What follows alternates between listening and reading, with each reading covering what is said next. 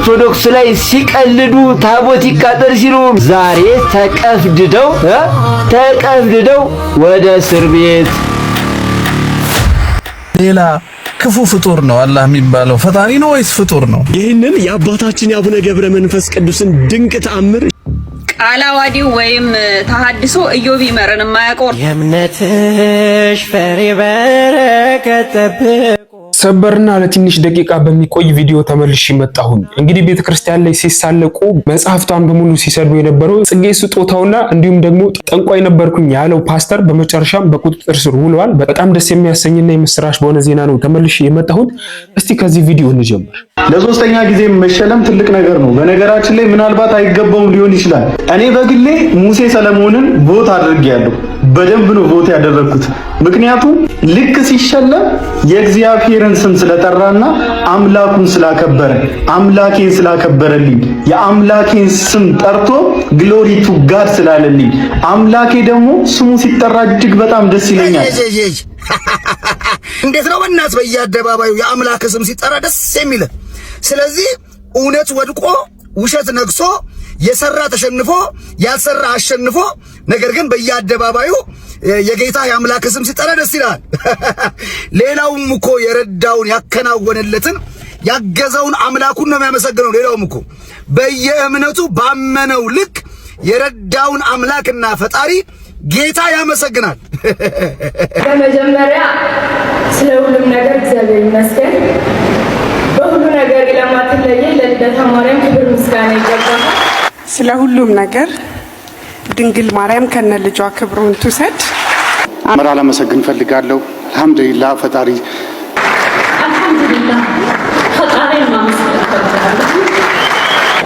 ሁሉም በፊት ማመሰግነው የቅድስት ድንግል ማርያም ልጅ የሆነው ሸሩ መድኃኔዓለምን እጅግ አድርጌ አመሰግናለሁ። ሰው ያወቀው አደባባይ የሞቀው እውነት በዚህ ዓመት ተግቶ የሰራ ሁሉም ሰው የወደደው መረጃ በመስጠት በተለያየ መንገድ አንደኛ ሆኖ ያገኘነው ብሩክ ኒውስ ነው። ይሄን ሐቅ አንተም ተናግረዋል። ነገር ግን ምን አልክ? ሙሴ አምላኬን ስም ስለሚጠራልኝ እሱን ቮት አድርጌዋለሁ አልክ። የአምላክ ስም የሚጠራው በሰራ ነው ባልሰራ ነው? በእውነት ነው በውሸት ነው የሚጠራው? ምን ነው ረስተው ነው አንተ ቮት አድርጌዋለሁ ያልከው ልጅ የአምላክህን የእግዚአብሔርን ስም አደባባይ ላይ ስለሚጠራልህ ብቻ ሳይሆን በአደባባይ ብዙ ሰዎች ገንዘባቸው ተወስዶ ሐቃቸው ተነጥቀው ሲያለቅሱ አንተ የዛን ጊዜ የት ነበርክ? የአምላክን ስም ስለጠራ ሸፈነለት ነው? መጽሐፍ ቅዱስ ግን እንዲህ ነው የሚለው፣ የእግዚአብሔርን ስም የሚጠራ ሁሉ ከአመፃ ይራቅ ይላል። የእነዚህ ሰዎች ሐቅስ የእነዚህ ሰዎች እውነትስ? ብትበሉ በእኔ ስም ሄዳችሁ ገንዘባችሁን ማስመለስ ትችላላችሁ የሚል እርግጠኛ የሆነ አይነት ዘገባ ነበር የሰማሁትና በሳቢና ትራቨል ኤጀንሲ ተጭበርብሬ ገንዘቤን ተበልቻለሁ ለምትሉ ሰዎች ካላችሁ በእኔ ስም ሄዳችሁ ገንዘባችሁን አስመልሱ። ምን እንደተፈጠረ አናውቅምና ቢሮ ዝጉ ተባልን። ከአንዳንድ እሱን ስናናግረው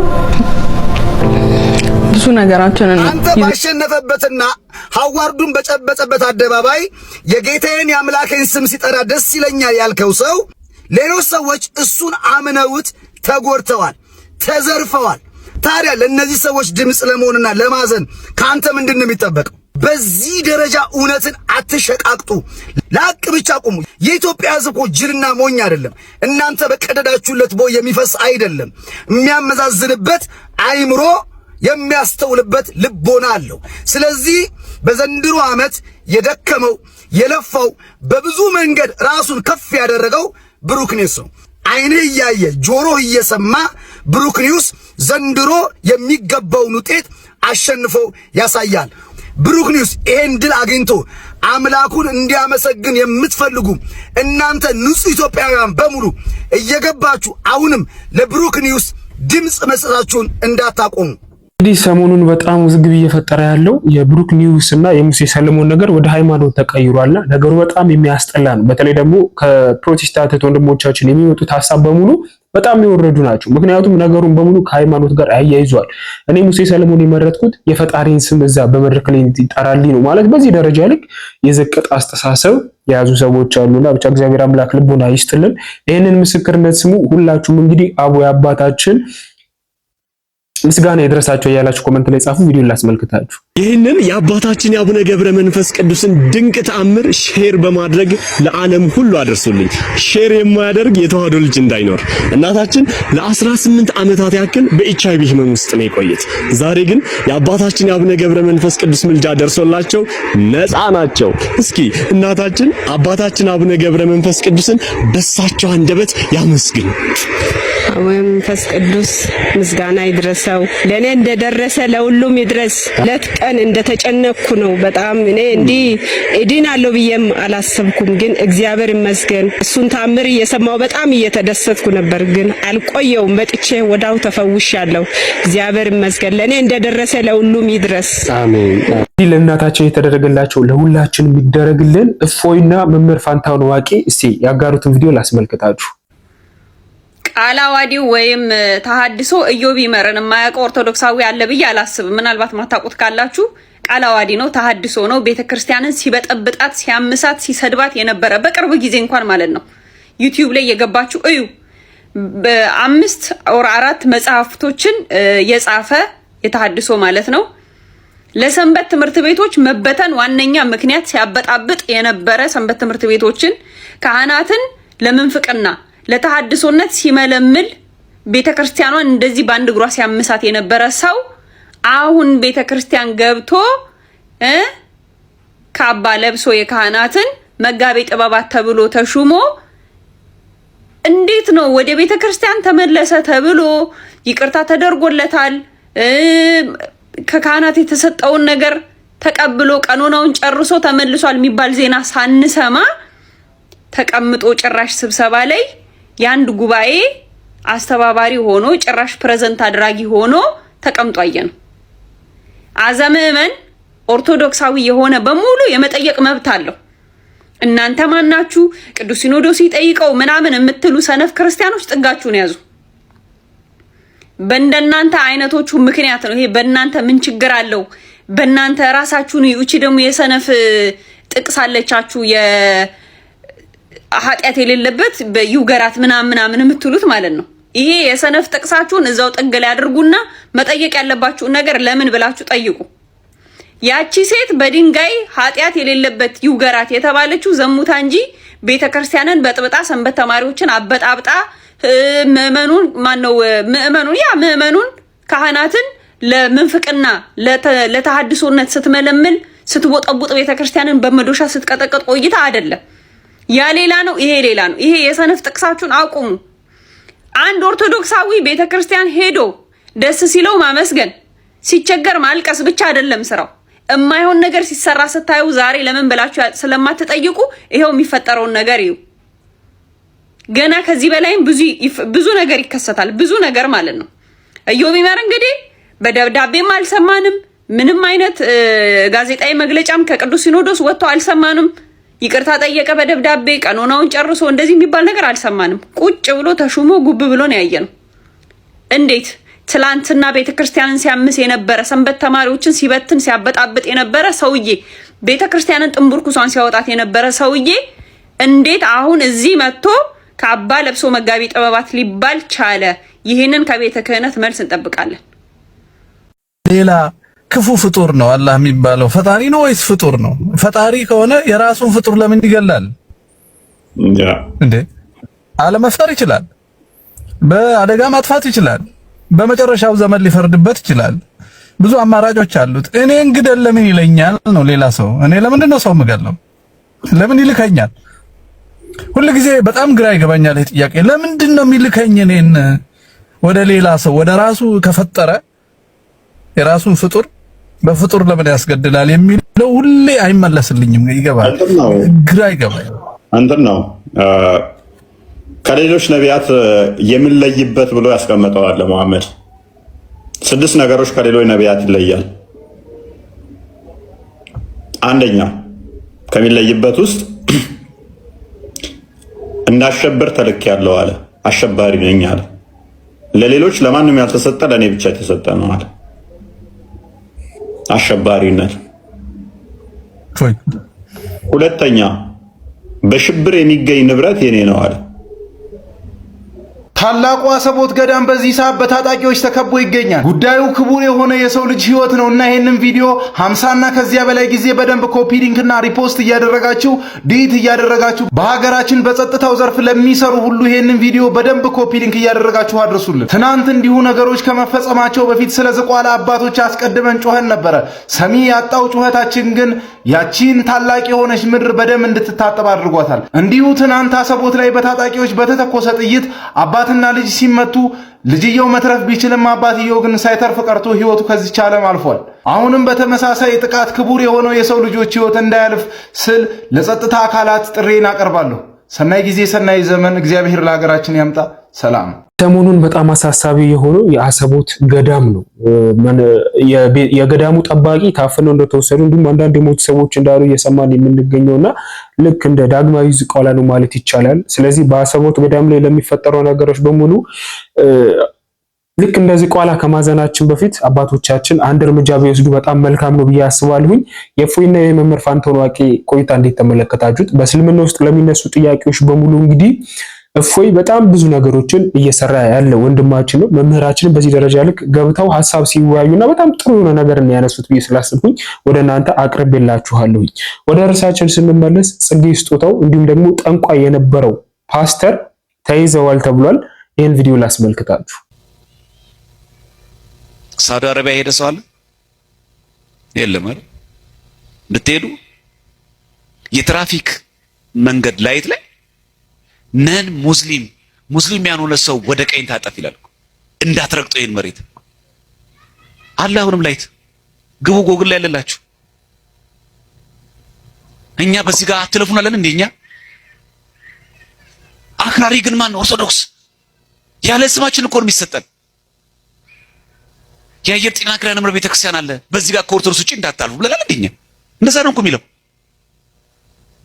ነን ሙስሊም እኮ ነው የሚለው። ሙስሊም ያላችሁ ሰዎች በዚህ ጋር እንዳታልፉ ይላል። በመኪና እኮ ለማለፍ እኮ ነው። አሁን ያለውን እኮ ነው ነገራችሁ ያለሁት። ማን ነው አክራሪ? አንተ ቤተክርስቲያን ስታስቀድስ ነው አክራሪ የምትባለው? ስጨፍር ግን በቃ ገለልተኛ ነህ፣ ነፃ ሰው ነህ። እኛ ቤተክርስቲያን ስለማናውቃት ነው፣ ቀርበን ስለማንጠይቅ ነው። ጸሎታችን ራሱ እንደሚለው እቀብ ህዝብ አይደለም የሚለው ወሰራዊት አለ ሀገሪቱ ነው ኢትዮጵያ አይደለም። ህዝቧን ጠብቅ። የኢትዮጵያ ህዝብ ሁሉ ኦርቶዶክስ ነው እንዴ? ወሰራዊት ሰራዊቶቿን ጠብቅ። መከላከያ ሰራዊት እንዳለ ኦርቶዶክስ ነው እንዴ? መችኛ መርጠን ጸለይን። ኦርቶዶክሱን ብቻ ለቅመ ጠብቅ መቻልንኛ። በእውነትችን ቤተክርስቲያን የሰጠን አምላክ ስሙ የተመሰገነ ይሁን። እግዚአብሔር ይታገሳል፣ ያልተመለሰውን ደግሞ ያስታግሳል። የእግዚአብሔርን ስራ ላሳያችሁ። ታቦት በአጠቃላይ ይሄው መስቀል አደባባይ ላይ መቃጠል አለበት። አሁን አንተ የድንጋይ ጽላት የለህም፣ የእንጨት ጣውላ ነው፣ ተፋቀ ነው ቃል። እነዚህ እንግዲህ በኦርቶዶክስ ላይ ሲቀልዱ ታቦት ይቃጠል ሲሉ ማርያም ጣውና ሲሉ ሲያፌዙ የቆዩ መርጌታንን ባዮች የበግ ለምድ የለበሱ ተኩላዎች ዛሬ ተቀፍድደው ወደ እስር ቤት፣ ቀበሮ ወደ ጉድጓድ መሄድ አለበት። እንደዚህ ነው እግዚአብሔር እንግዲህ የሚሰራበት ጊዜ ራሱ ጊዜ አለ። ዝም ሲል እግዚአብሔር የለም እንዳትሉ፣ የሆነ ቀን ይታገሳል፣ ከዚያ ያስታግሳል። በቃ ስለዚህ ለዚህ ነው ታዲያ ቅዱስ ዳዊት እግዚአብሔር መኮንነ ጽድቅ ኃያል ወመስታግስ፣ እግዚአብሔር የእውነት ፈራጅ ነው፣ ኃያል ነው፣ ታጋሽም ነው አለ። ታጋሽም ነው ካለ በኋላ እመሰ ኢተመየጥክሙ ሰይፎ ይመልክ፣ ካልተመለሳችሁ ግን ሰይፉን ይመዛል። ታጋሽ ነው፣ ነገር ግን ደግሞ ፈራጅም ነው። ሁላችሁም በኮሜንት እግዚአብሔር ሆይ ስራ ድንቅ ነው በሉት።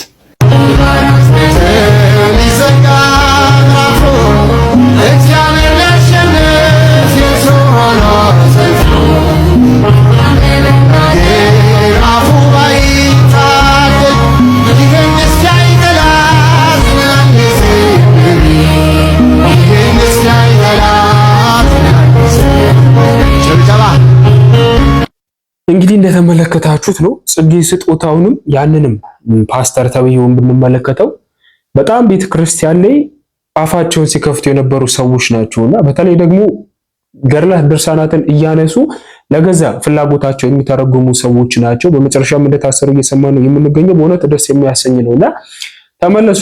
በጣም ብዙ ነገር ተደርጎባቸው ነበረ፣ ነገር ግን አልተመለሱም። ስለዚህ ይሄ ፍርድ ይገባቸዋል ብዬ አስባለሁ። ምክንያቱም ቤተክርስቲያን ላይ የተነሱት ማንም ላይ ሳይሆን ቤተክርስቲያን ላይ እግዚአብሔር ላይ የተነሱት ብዬ አስባለሁና ለማንኛውም እንደታሰሩ እየሰማን ነው የምንገኘው። እስቲ ምን ትላላችሁ? ሀሳባችሁን ኮሜንት ላይ አስቀምጡልኝ። በመጨረሻም ማስመለከታችሁ ስለ ገጠር አብያተ ክርስቲያናት እናልቅስ። ይህን ቪዲዮ ተመልክተን ሀሳብ ሰጥተን እንጨርሳለን። ምን የኛን ኃጢአት፣ የኛን በደል፣ የኛን ሸር፣ የኛን ክፋት፣ መጥፎ ስራ አሁንም እየተመለከተ አምላካችን መድኃኔዓለም ኢየሱስ ክርስቶስ ንጉሠ ነገሥት የሰማይ አምላክ አሁንም ይቅር ሊለን እንዳለ ሳስበው ከአቅሜ በላይ የሆነ ስሜት ይሰማኛልና አሁንም እግዚአብሔር እንዴት ነው ይመናገራች? የእሱን ቸርነት ማን መናገር ይችላል? ቅዱስ ሩፋኤል ቤተክርስቲያን ልክ ታሪክ ገጥሞ ድርሳነ ሩፋኤል ላይ ያለው አይነት ወንዝ ላይ የተሰራ ወንዝ ተቆርቁሮ መሬት ለሁለት ተገናኝቶ የተሰራ የቅዱስ ሩፋኤል አዳኙ መልአክ ቤተክርስቲያንን አብረን ሰብተን እናቁመው አልቋል። ትንሽ ነው የቀረው። ይኸው ተመልከቱት። መጋቤ ስብሐት መምህር ግሩም ተፈሪ እባላለሁ። የአየር ጤና መድኃኒት ስብሐት ቅዱስ ሩፋኤልና ቅድስት ልደታ ለማርያም ቤተክርስቲያን ዋና ጸሐፊ ነኝ። እህታችን እንዳለችው ዛሬ ያለችበት ቦታ ክርስቶስ በቅዱሳኑ ላይ አድሮ በቅዱስ ሩፋኤል በእናታችን በቅድስት ልደታ ለማርያም ስም ብዙ ህሙማን በቃሬዛ መጥተው ጤነኛ ሆነው የሄዱበት፣ ዓይን የበራበት፣ ደም የነጻበት፣ ብዙ ህመሞች የተፈወሱበት ቦታ ነው። ዛሬ እህታችን የመጣችው ይሄ ነው ያለው። አሁን የቀሩት ነገሮች አሁን ቤተክርስቲያን በሁላችሁ መኖር በጥሩ ሁኔታ ተሰርታ ያለቀች ነውና የቀረው ነገር የሚያስፈልገው ነገር ከምዕመናን ምንም ተብቅ ምን ያስፈልጋል የሚለው ነገር ትንሽ ባቸው ታረናለን። የጸበል ቦታውን ማይቸው ነበር እንዲሁ እሱም ብዙ አልተሰራም፣ ብዙ አልተሰሩ የጎደሉ ነገሮች አሉና በዛ መስስት እውነት ለመናገር ያው እንደተባለው ቦታው ገና የ7 ዓመት የ8 ዓመት ዕድሜ ያለው ነው። ግን በጣም ድንቅ ስራ፣ ብዙ ልማቶች፣ የሚታወቀው በወንጌል ነው። ቅድሚያ ለወንጌል ህንጻ ሥላሴ የሚታነጽበት ህንጻዎች ብዙ ከማቆም መጀመሪያ የሥላሴ ህንጻ የክርስቶስ መቅደስ መሆኑን እንዲያውቅ ወንጌል ነው ቅድሚያ የሚሰጠው። ከዛ በኋላ ደግሞ ለህዝቡ ተደራሽ የሚሆን ካህናቱ የሚጠቀሙበት ራስ አገዝ ልማት መስራት ስለሚያስፈልግ ብዙ ስራዎች ተሰርተዋል። ነገር ግን ቦታው ወንዛማ ነው። በጣም በሚደንቅ መልኩ በድርሳነ ሩፋኤል ላይ እንደምናየው ድርሳነ ሩፋኤል ላይ እንዲሁ ቤተክርስቲያን የታነጸው በወንዝ ላይ ያንን ነው ታሪክ የደገመው። እዚህም ቦታ ላይ ወንዝ ላይ የታነጸው እና ብዙ ስራዎች ይቀራሉ። እንዳለችው እህታችን ጸበል ቦታው ብዙ ፈዋሽ ነው። ነገር ግን ሁሉም በየደረጃው ወንዶች በወንዶች ሴቶች በሴቶች በእያንዳንዱ ህፃናቱ የሚጠቀሙበት የተጀመረ G+1 የጸበል ቤት አለ። ከላይ ህሙማኑ የሚጠለሉበት፣ ከስር ደግሞ ጸበል ሁሉም ያለ ማለት ያለ መሳቀቅ የሚጠመቁበት ጸበል ቤት ተጀምሮ አላለቀም። እንዲሁ ደግሞ ግቢ ማስዋብ ስራ እንደምታዩት በአጭር ጊዜ ውስጥ አንዳች ቆርቆሮ እንዳይታይ መጠለያ ባማረ መልኩ እንዲሁ ደግሞ የግቢ ማስዋብ ጠረጋ ቴራዞ ባማረ መልኩ ተሰርቷል። ነገር ግን እንዲህ የምንፈልገው መሃል ላይ ኮብልስቶን መኪና ሲገባ የኮብልስቶን ቦታ አለ። እሱን እንደው እግዚአብሔር ይረዳው በገንዘብ ላይ የሾማችሁ እግዚአብሔር መቼም በብዙ ጸጋ ሰውን ይሾማል። አንዳንዴ ገንዘብ መጽደቂያ የሚሆንበት ኃጢአት ደግሞ መስሪያ የሚሆንበት እንትናልና የመጽደቂያ እግዚአብሔር ድብቅ ሰራዊቶች ብዙ ጊዜ ለቤተክርስቲያን ዋጋ የምትከፍሉ ሰዎች እንዳላችሁ እናውቃለን። ይህንን እንድታዩልን እንዲሁ ደግሞ ያላለቀ ድልድይ አለ። አውደ ምሕረት ለማድረግ የሚፈለግ የሚለብስ እንትን አለ። እሱንም ብዙዎች ስራዎች ተሰርተዋል። ጥቂቶች ግን ስለሚቀሩ ያንን ግን ቅዱስ ሩፋኤል የደረሰላችሁ ፈዋሽ ቁስል ነው። ቅዱስ ሩፋኤል ሶስተኛው መልአክ ነው፣ ሶስተኛ ተሿሚ ነው እና በቁስል ላይ የተፈወሰ የተሾመ ነው፣ ህሙማንን የሚፈውስ እንዲሁ ደግሞ እናቶች በእርግዝናቸው ወቅት የሚዳብስ የሩፋኤል ጸበል ያለበት በሰላም የሚገላግል ስለት የሚሰማ ያለበት እመቤታችን ቅድስት ልደታ ለማርያም፣ ሰማዕቱ ቅዱስ ጊዮርጊስ፣ አባታችን መጋቢ ዓለማት ሠራይ ዓለማት እግዚአብሔር አብ ያለበት ቦታ ነውና ሁሉን ያው እሷ አሳያቸዋለች። አንዳንድ ችግሮች አሉ፣ የፋይናንሻል ችግር። ያንን ነገር እናንተ ደግሞ እንደምትደርሱለት እናምናለን። ይሄንን ነው የምንገልጽ። በጣም እናመሰግናለን። እንግዲህ ያለውን ነገር ደግሞ የቀረውን ነገር አዙረን እናሳያቸዋለን። እኛም እናመሰግናለን። እግዚአብሔር ያክብርልን። እግዚአብሔር ይስጥልኝ። ተባረኩ። ከአቅም በላይ የሆነ ነገር ስለሆነብኝ ነው እንደ ስቅስቅ እያልኩኝ ማለት ነው። ኃጢአቴን፣ በደሌን፣ ክፋቴን፣ ሸሬን ምንም ሳይመለከት ንጉሠ ነገሥት መድኃኒዓለም አሁንም እኔ ጋር ነው፣ አሁንም አጠገቤ ነው ብላችሁ ዞር ብላችሁ ራሳችሁ ፉት። የምንሰራውን ክፋት የምንሰራውን በደል አታድርጉ ያለን ሁሉም እኛ ኃጥአኖች፣ እሱ ግን አሁንም ሊያድነን መሆን አጠገባችን መሆኑን የምታውቁት መሐሪነትና ደግነት ድርሳነ ሩፋኤል ላይ ያለውን ራሱ ነው እያሳየን ነው። ለደግነቱና ለመሐሪነቱ ምንም እኔ እንጃ የትም ቢኬድ የትም ቢደረስ የእሱን ደግነትና የእግዚአብሔር ቸርነት ሁላችሁም ጋር ይደር። ቅዱስ ሩፋኤል ሁላችሁንም የተቸገራችሁትን ሁሉ የታመማችሁትን ሁሉ ይፈውሳችሁ። ጸበሉን ሄዳችሁ እየጎበኛችሁ ያው የቤተ ክርስቲያኗ አካውንት 10639395 ንግድ ባንክ ላይ የኢትዮጵያ ንግድ ባንክ ላይ ከአጥናፍ እስከ አጥናፍ ዓለም አቀፍ ከሀገር እስከ ሀገር ያላችሁ የኦርቶዶክሲያን በሙሉ ጥሪ ያቀርባለሁ። ለዚህ ቤተክርስቲያን እንድረስላት። ቆማ ተሰርታ ጸበል ቤቱ ታማሚዎች የታመሙ ሁሉ ድውያን ሲፈወሱ ቆሞ ለማየት ያብቃል እና እለምናችኋለሁ በቅዱስ ሩፋኤል በመልአኩ ስም በመድኃኔዓለም በድንግል ማርያም ስም እለምናችኋለሁ። ለዚህ ቤተክርስቲያን እንደቆመልን እንቁምለት፣ እንዳዳነን እንድረስለት። በመጨረሻም ቪዲዮን እንደተመለከታችሁት ነው ገጠር አብያተ ክርስቲያናት ላይ በጣም ብዙዎቻችን የደከምንበት ነው ብዬ አስባለሁኝና አስራትን መስጠት አይቻልም፣ ነገር ግን መርዳት እንችላለን። የገጠር አብያተ ክርስቲያናትና ዞር ብለን ብንመለከት በጣም መልካም ነው። ሰሞኑን አነጋገር የነበረው ገድልም እንደተወገዘ መረጃ እየወጡ ነው የሚገኙትና በጣም ብዙ መጽሐፍቶች በቤተክርስቲያን ስም አሁንም ቢሆን ይጻፋሉ። ያልተወገዙ ብዙ ሊኖሩ ይችላሉና ራሳችንን ከነዚህ ቤተክርስቲያን ከማታውቃቸው መጽሐፍቶች ብናርቅ በጣም መልካም ነው ብዬ አስባለሁ። ለማንኛውም እንግዲህ የጽጌ ስጦታውና የፓስተሩን ነገር እንደተመለከታችሁት በመጨረሻም ታስረዋል ማለት ይቻላል።